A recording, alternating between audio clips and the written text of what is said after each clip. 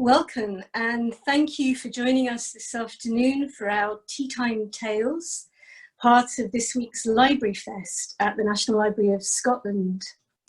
We've got people all over the world joining us this afternoon from the United States, Canada, India, Uzbekistan, Greece, Sweden. So wherever you are across the world, you're very welcome. My name is Beverley Casebow and I work at the National Library as part of the learning team, and I'm delighted to be here today with storyteller Anne Hunter. We've got some traditional tales for you this afternoon from all across Scotland, and we also have a couple of songs which we really hope that you will join in with. So you can get comfortable, put the kettle on, get yourself a cup of tea or some juice, maybe something tasty to eat. And we're going to start with a song from Anne, which you might know. Polly put the kettle on, Polly put the kettle on, Polly put the kettle on, we'll all have tea. Suki, take it off again, Suki, take it off again, Suki, take it off again, they've all gone away. Blow the fire and make the toast, put the clootie on to roast, blow the fire and make the toast, we'll all have tea. Well, my story starts with somebody who was on his way home for his tea. Peter lived up on the very north coast of Scotland, where the tides of the Pentland Firth run as fast as any in the world.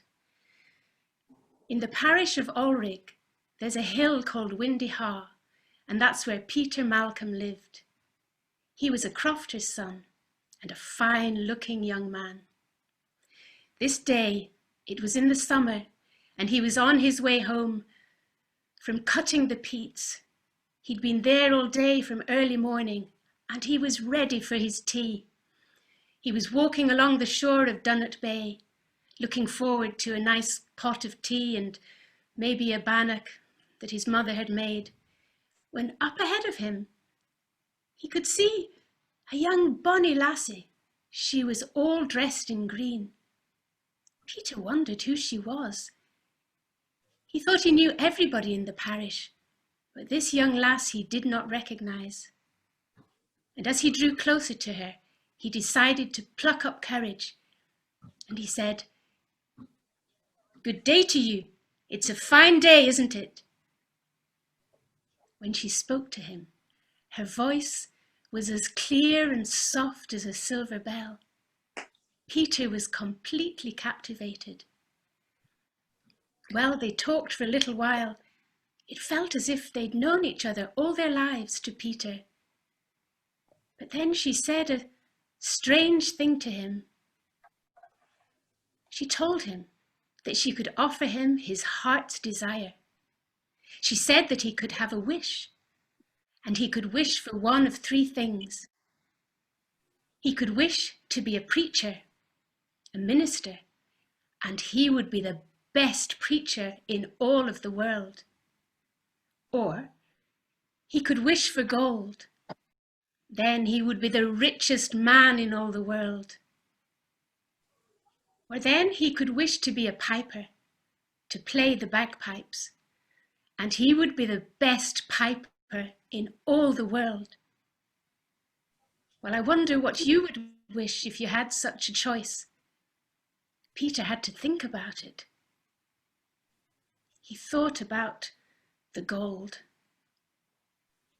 But you know, Peter was content with his life. He loved to work in the open air, and he thought he wouldn't know what to spend it on. So that wasn't for him. And he thought about being a preacher.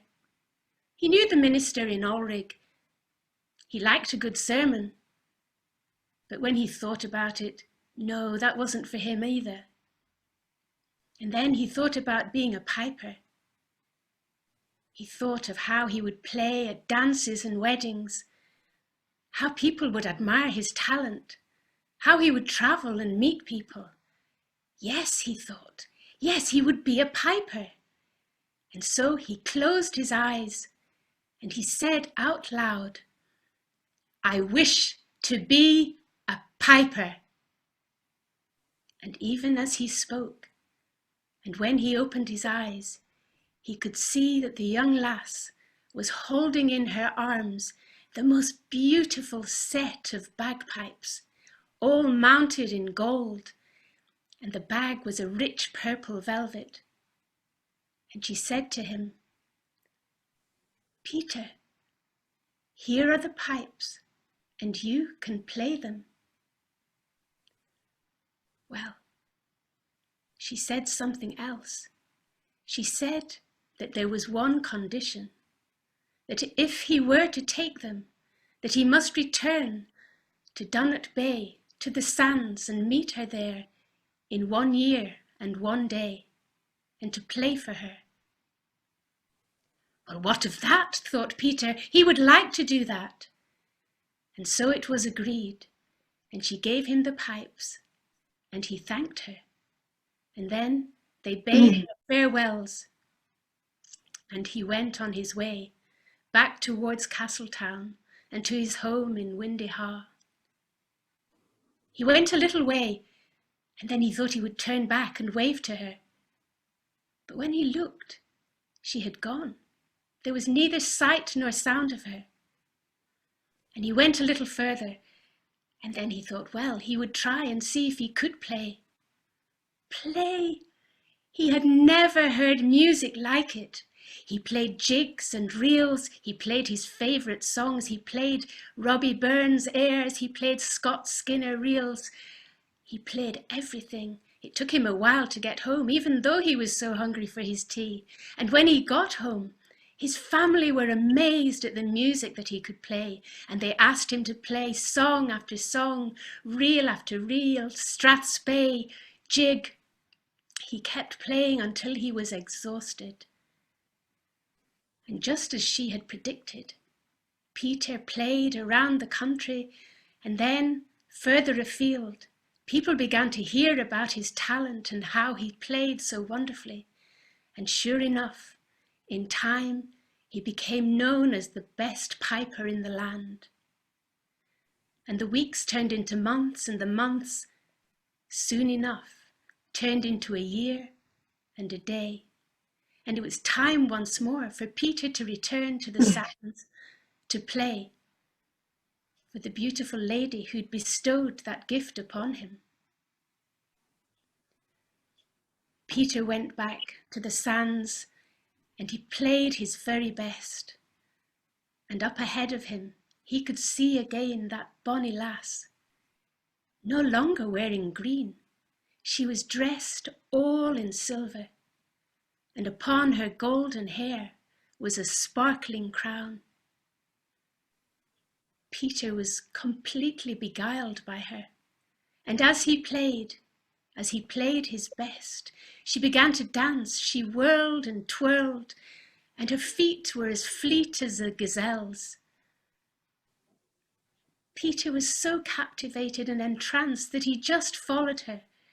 He followed her, and he followed her. And he didn't realize that she was going ever closer to the cave on the peary sands, those little sands where the caves were. She danced, and Peter followed and followed. He followed her right into the cave. And then all that could be heard was the sound of Peter's bagpipes, still lilting on the wind. People say that Peter was never seen again. But they also say that if you go to the peary sands at midnight on Midsummer's Night, that you can still hear the sound of his music, a sound that lifts the soul, that tugs on the heartstrings, and that makes the feet dance. But if you do go, be sure to not go too near the caves. Just listen. Unless, of course, like Peter, you want to spend your time living with the Queen of the Fairies. And that's the end of the story of the Piper of Windy Hall. So that was the very north of Scotland, the Scottish mainland. But now we're going to move to another story that we're going to tell together. And that's in the Highlands of Scotland. And Beverley is going to start this story by singing a tune, a Highland fairy lullaby that reappears a few times in this story. And again, you might want to join in with it. So I'll hand over now to Beverley. Hoven, hoven, gorry-a-go, gorry-a-go, gorry-a-go.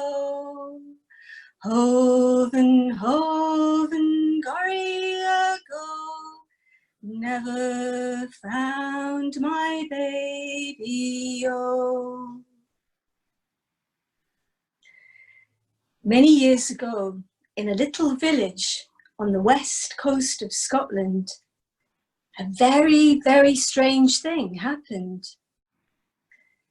It was the 7th day of the 7th month of the 7th year of the century, and at exactly 7 o'clock in the morning, 3 babies were born to 3 different families. The McBens lived up on the hill where the sky stretched out wide, and the seabirds came swooping and calling overhead. The McGlens lived further down in the valley, where the little silver stream went running by, and the McVoes, they lived right down by the shore, close to the pebbly beach and the vast blue sea. News soon got around the village about the 3 babies, and before long a group of villagers had gathered together to go and handsel them, an old Scottish tradition of blessing and welcoming new babies into the world. So they set off with a fiddler and a bottle of whiskey and a bottle of homemade lemonade, 3 very important ingredients in any celebration, especially in Scotland.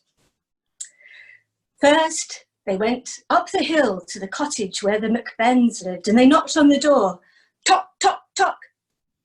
And McBen, the shepherd, answered. Welcome, welcome, he said. You'll have heard the news then about our little one. Yes, they said. And is it a little boy or a little girl? Oh, it's a fine baby boy. Oh, a boy. That's wonderful news.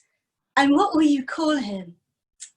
We're going to call him Donald. Oh, Donald. Donald McBen. Why, that's a fine name. Well, come away in and see him. He's very unusual. So they went into the cottage, and there was little Donald McBen, cradled in his mother's arms. And you know, although he was just a few hours old, he already had a full head of bright red hair and sparkling brown eyes. Oh, well, he is very unusual, said the villagers. And then the fiddler played a merry tune, and they all raised their glasses to drink to the health of little Donald McBen. Slàinte. Next, they went further down into the valley to the cottage where the McGlens lived, and they knocked on the door. Tock, tock, tock. And McGlen, the crofter, answered. Oh, welcome, he said. News soon travels around the village, and you'll have heard about our baby boy. Oh, another boy. And have you decided what to call him? Yes, we're going to call him Donald. Oh, another Donald. How strange. We've just come from the McBens' cottage, and they're calling their little one Donald. Oh, but he won't be like our Donald. He's very unusual. So they went in, and there was little Donald McGlen in his crib, and they peered inside. And what do you think? He had a shock of bright red hair and sparkling brown eyes. Oh, well, he is quite unusual, they said. And the fiddler played a merry tune, and they all raised their glasses to little Donald McGlen. Then they went further down the hill to the shore, to the cottage where the McVows lived, and they knocked on the door, tock, tock, tock. And McVow, the burly fisherman, answered the door. Oh, you'll have heard already about our little boy, he said. Oh, another boy. And what will you call him? Well, we've decided to call him Donald, after his great-grandfather. Another Donald? Why, that's 3 Donalds, born in our village on the very same day. Well, come away in and see him. He's very unusual. I'm not so sure about that, said an old man. But they went in, and there was little Donald McVow, and he was all wrapped up in a white blanket. But out of the covers was peeping his hair, and can you guess what colour it was? It was bright red. And he opened his eyes wide, and do you know what colour they were? They were sparkling brown. He is a little unusual, said the villagers. And then the fiddler took up his fiddle and he played a merry tune. He was very merry by now. And they raised their glasses once more to drink the health of little Donald McVow. Well, soon the 3 mothers wanted to meet together to show off their babies. And so they gathered underneath the rowan tree in the village, and they laid their babies on the ground, each one dressed in a white shawl. And a little girl who was standing there said, Oh, these little boys all look the same. What are their names? Donald, Donald, Donald. But how will you tell them apart? The 3 mothers looked at their 3 babies lying there. How would they tell them apart? What if they picked up the wrong baby by mistake? The mothers snatched up their 3 little Donalds and held them tight. What shall we do? They said. Why don't you go and ask old Mary, who lives up on the hill, said an old man. She'll know what to do. And so the 3 mothers took their 3 little Donalds and they went up to Mary's cottage on the hill. Even before they'd knocked on the door, Mary had opened it and peered out into the bright day. Welcome, welcome, she said. I could feel it in my bones that something would happen today, and here it is. My, oh my, 3 babies, all born on the same day, the 7th day of the 7th month of the 7th year of the century. And goodness, they all look the same. What are their names? Donald, Donald, Donald. Oh, and how will you tell them apart? Well, we're quite worried about that, and we were hoping that you might be able to help us, Mary. Oh, yes. Yes, indeed, that will take some thought. But listen, you must be very tired. Why not take your babies home and have a rest? And I promise you, by the morning, you will be able to tell them apart. And so the three mothers went down the hill with their little Donalds, and they tucked them up in their little cribs, wrapped in their white shawls, and they laid down to rest. But meanwhile, Mary was not resting. She sat looking into the glowing embers of her fire, thinking. She thought about little Donald McBen, who lived up on the hill. "He will need the colours of the sky," said Mary. And she went over to her old sewing basket, and out of it she took 3 strands of wool, a blue, the colour of the summer sky, a red, the colour of the sunrise and sunset, and a white, the colour of the passing clouds. And she took them over to her loom, and she began to weave them under and over and under. And as she wove, she sang the Highland fairy lullaby. "I heard the curlew crying far, crying far, crying far.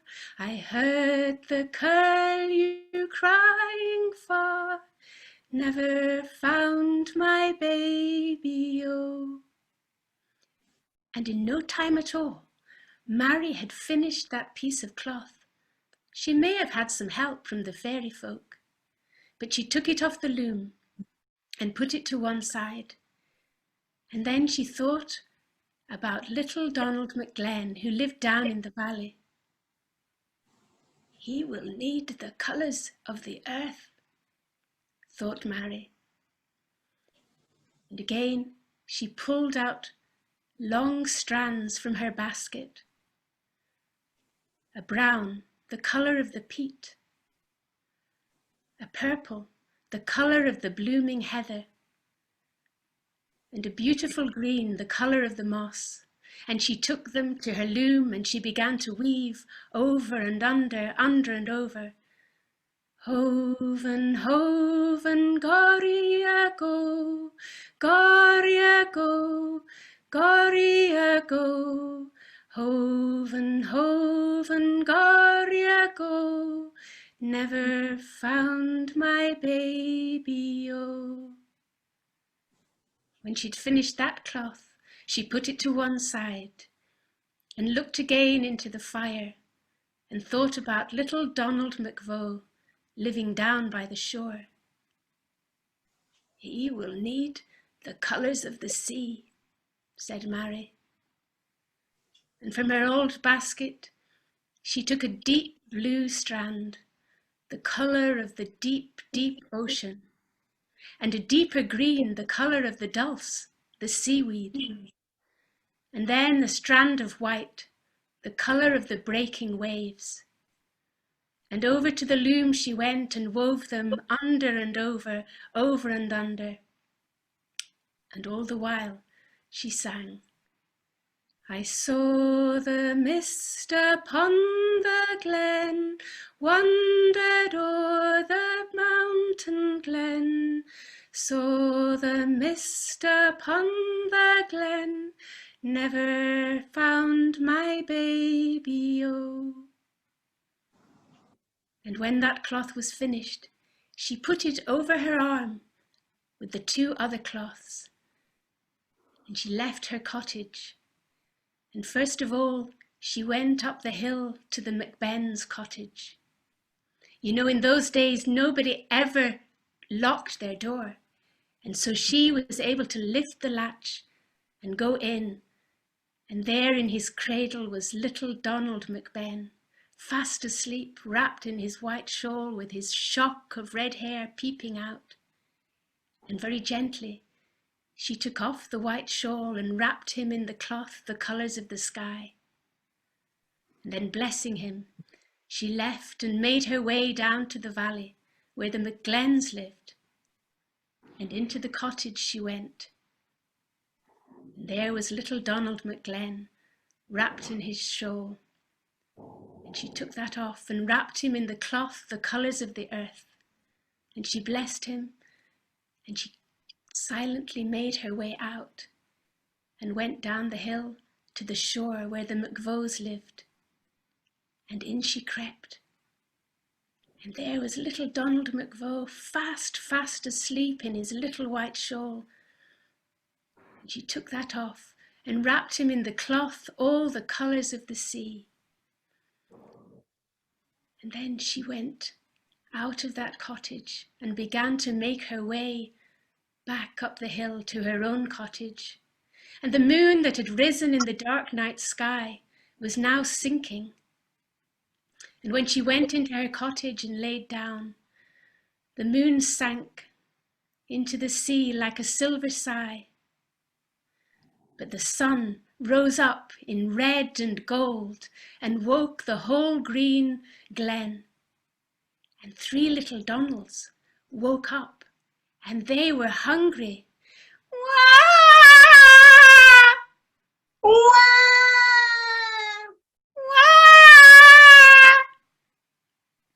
Look at my little Donald, said Mrs. McBen. Why, he's all dressed in the colours of the sky.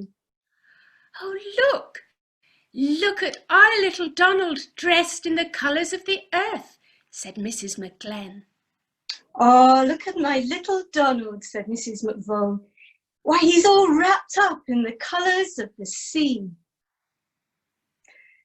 Well, it wasn't long before the 3 mothers gathered once more underneath the rowan tree in the village, and they laid out their babies on the ground, but this time they were each wrapped in their own colours.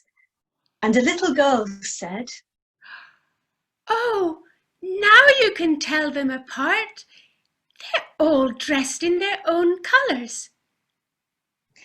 And word soon got around the village and through the glen and over the hill and to other villages and families all across Scotland. And soon everyone wanted their own colours and patterns. And there are some people that say that it's because of those 3 remarkable red-headed Donalds born on the 7th day of the 7th month of the 7th year of the century, at exactly 7 o'clock in the morning. And because of the wisdom of old Mary, who lived high up on the hill, that tartan first came to Scotland.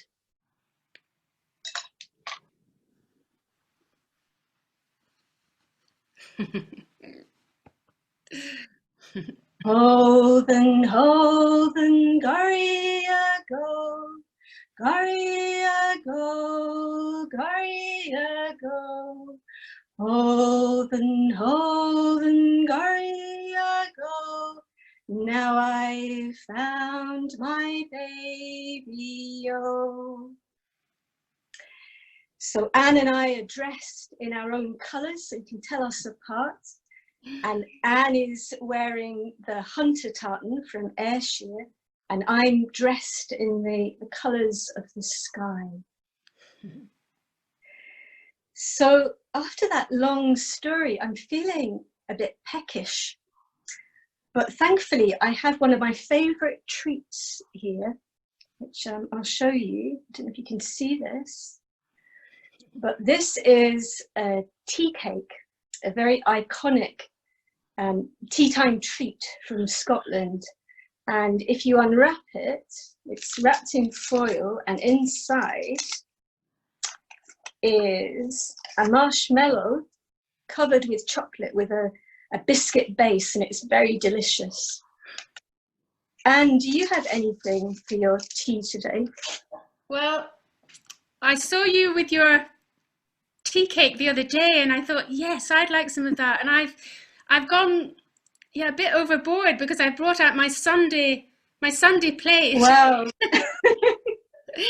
And on here I've got some other iconic Scottish treats. Here we've got a jelly piece, or geely piece, and we've got some tablet, and of course some homemade shortbread, and some other Scottish treats.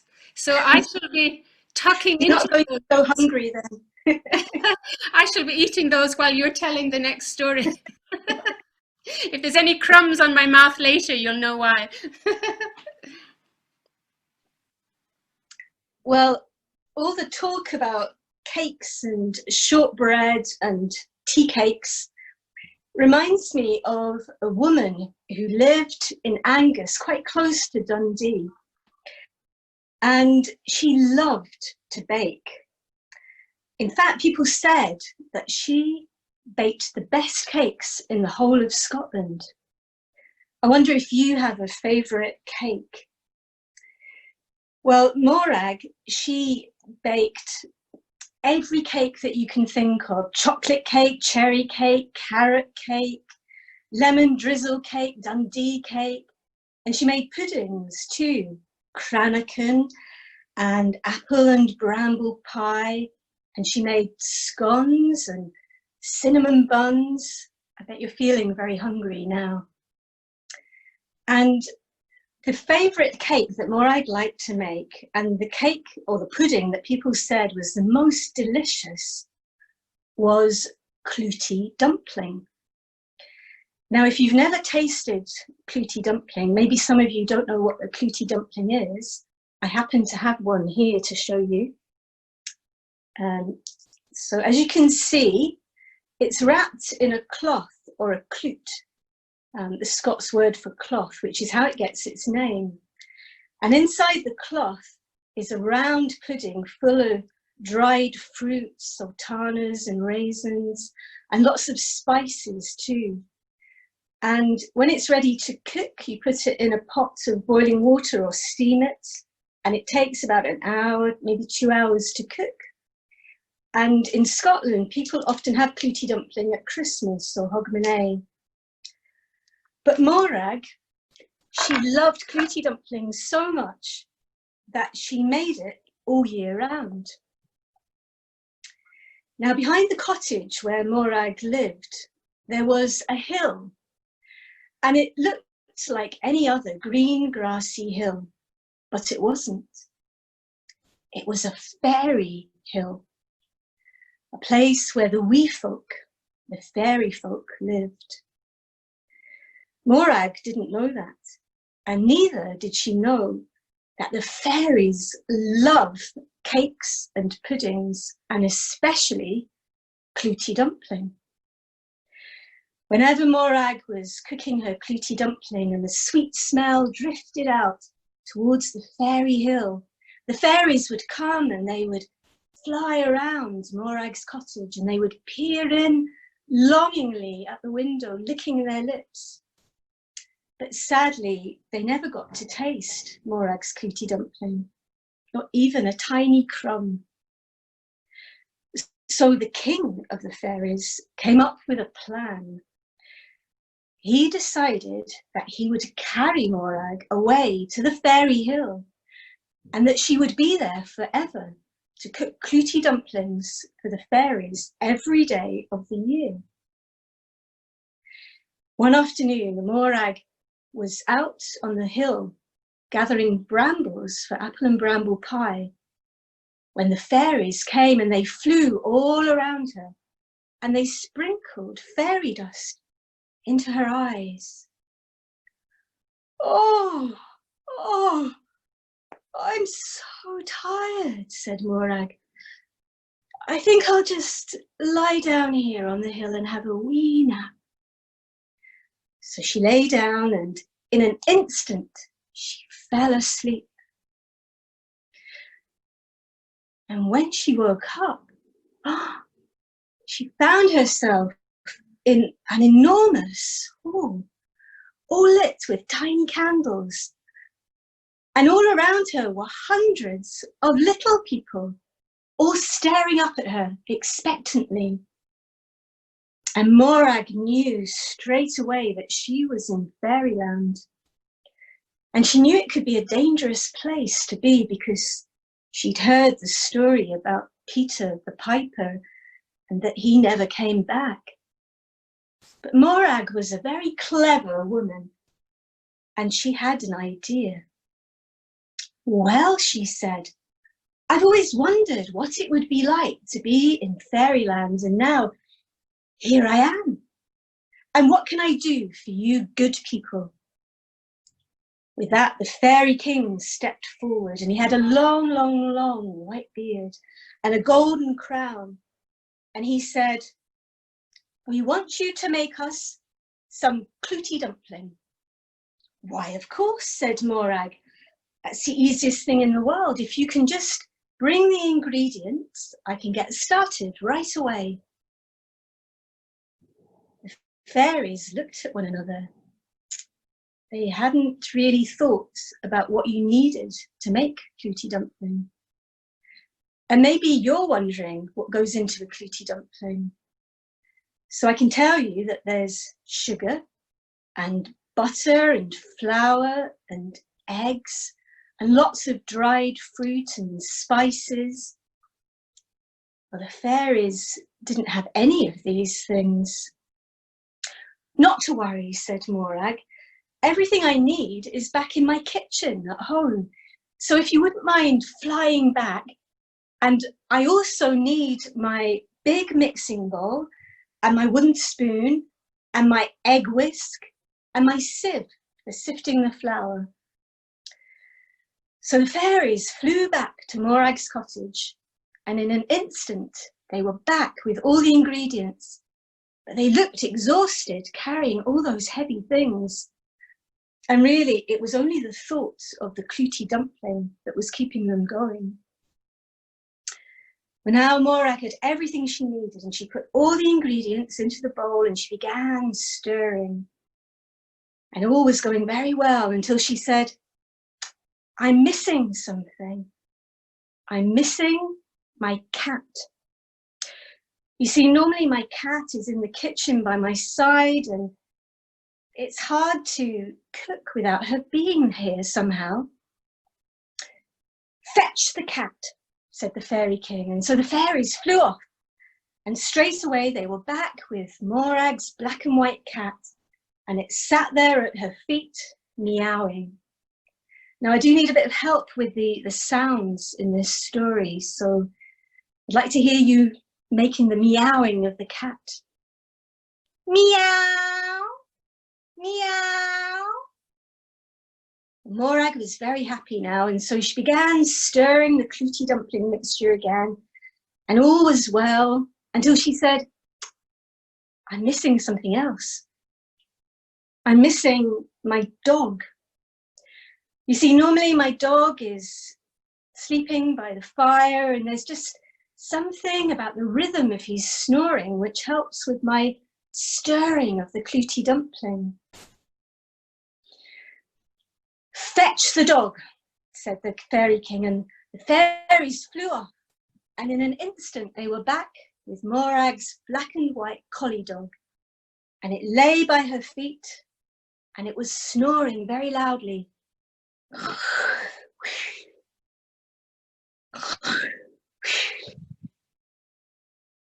And the dog snored and the cat meowed. Meow, meow. And Morag got on with stirring the clootie dumpling. And all seemed to be going very, very well until she said, oh, my baby. I've left him in the cottage. Oh, he'll be crying for sure by now. He's teething, you see, it's his first tooth coming through.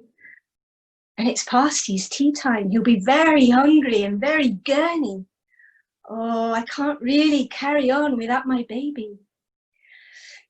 Fetch the baby, cried the fairy king. And the fairies flew off, and they came back with Morag's baby boy in his cradle. And he was very, very hungry, and he was crying very loudly. Wah! Wah! And the dog was snoring. And the cat was meowing. Meow! Meow! It was very noisy in the great fairy hall, and it was about to get even noisier, because Morag gave her baby the wooden spoon to lick. And the baby began banging the spoon on the floor and on the furniture. And then the cat began howling and yowling. Yow! Yow! And that woke up the dog, and he began barking. Ruff, ruff, ruff, ruff, ruff, ruff. Oh, it was so noisy, and the fairies put their fingers in their ears and screwed up their faces. For if there's one thing that they don't like, it's noise. And Morag knew this. She knew exactly what they liked and what they didn't like. And above the noise, she called out, well, the clootie dumpling mixture is ready, so all I need is a pan of hot water and an oven. But we don't have an oven, cried the fairies. Well, you can't eat clootie dumpling without cooking it, said Morag. But I'll tell you what, if you could take me back to the cottage, I could cook it here. And meanwhile, you could look after the cat and the dog and the baby. No, cried the Fairy King, enough.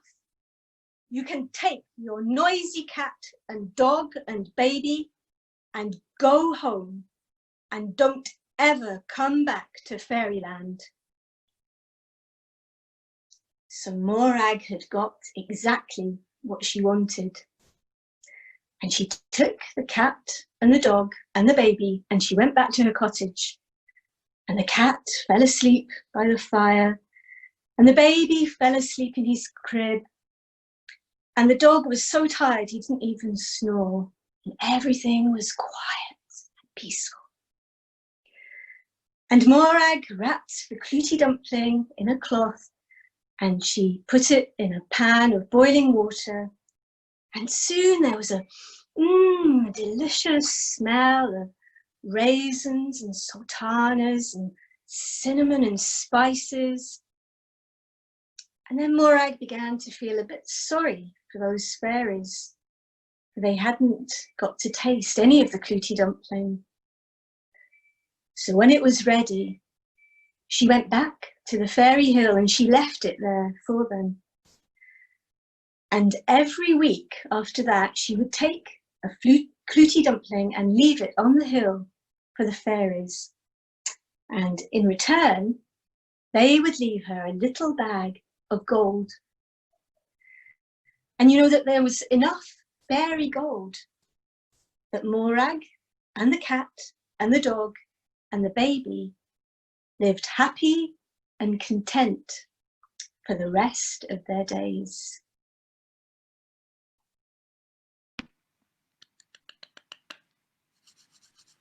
So that's the last of our stories for this afternoon, but thank you so much for joining us, and we hope you enjoyed hearing these stories and joining in with the songs. And we're going to finish, as we began, with Polly Put the Kettle On. Polly put the kettle on, Polly put the kettle on, Polly put the kettle on, we'll all have tea. Suki, take it off again, Suki, take it off again, Suki, take it off again, they've all gone away.